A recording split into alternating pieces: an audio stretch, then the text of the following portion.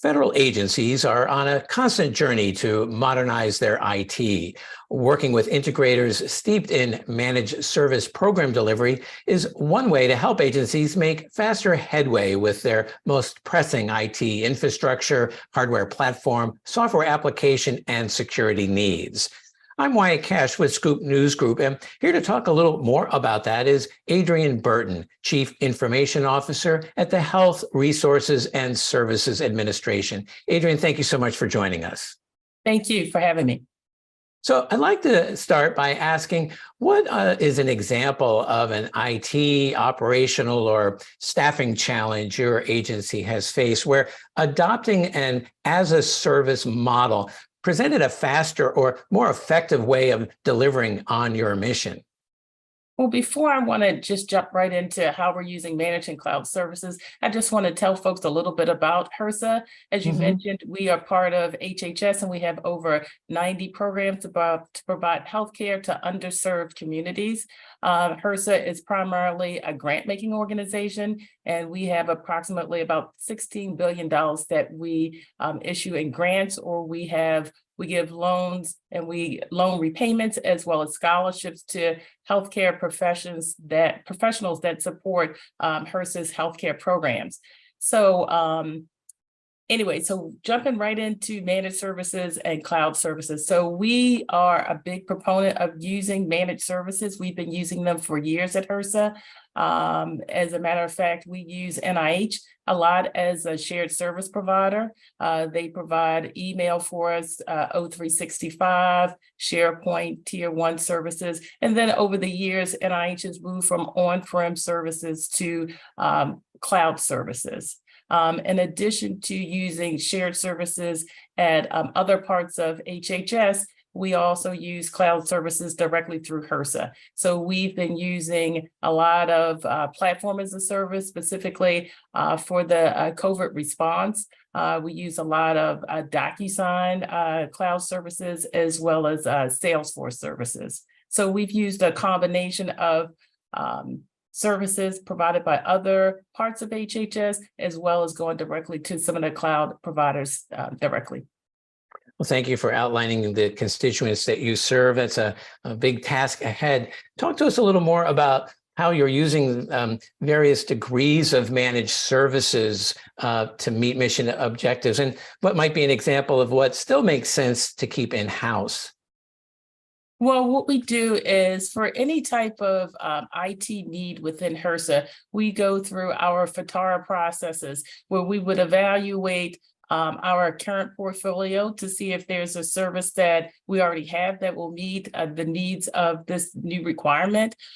We will, as I mentioned before, is that we'll look at other HHS operating divisions to see if it's a service that they offer as a shared service that we can potentially buy from them.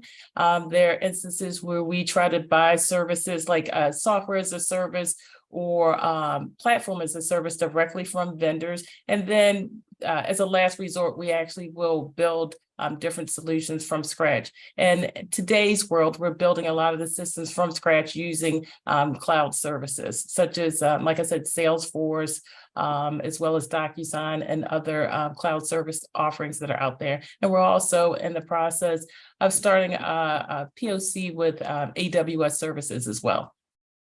Well, it certainly sounds like you're making smart use of a lot of services out there. Talk to us a little, if you would, about where you're seeing those services making the most significant impact in your operations, things you've been able to roll out faster or ways that you've served your constituents better.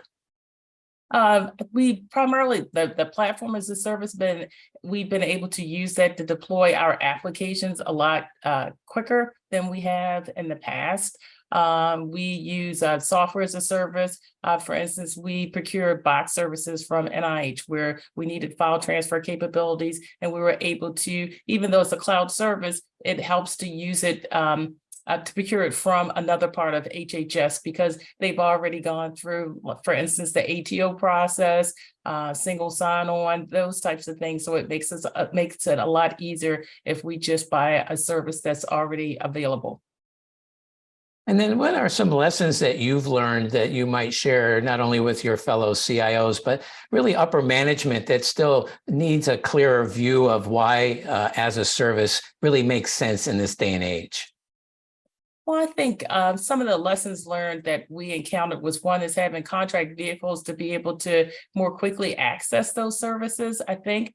And I think another lesson learned is just because it's in the cloud doesn't mean that you don't have to implement security. Sometimes people think that because it's a cloud service that you know, and it's FedRAMP certified, that you don't have to go through the ATO process.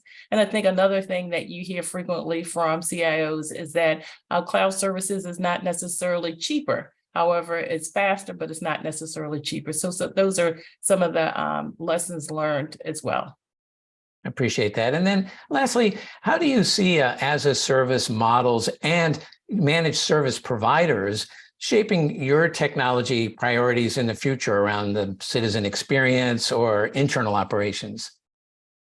Well, for us, technology is constantly changing, whether it's cloud services, artificial intelligence, or machine learning. So for us, it's really the mission is driving the IT solutions that we provide to our customers within HRSA. So for me, it's really the mission and the IT that's enabling the mission, whether it be cloud or some other services. What we've been able to, like for instance, we've deployed a HRSA data lake recently using Snowflake technology, and that provided some additional features such as being able to share data between other operating divisions as well as externally as well. And so we've been excited to use some of those newer cloud services.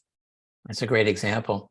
Well, Adriane Burton, thank you so much for taking a few minutes to join us and share some of your insights about managed services and as a service models to help federal agencies. Thank you very much for having me.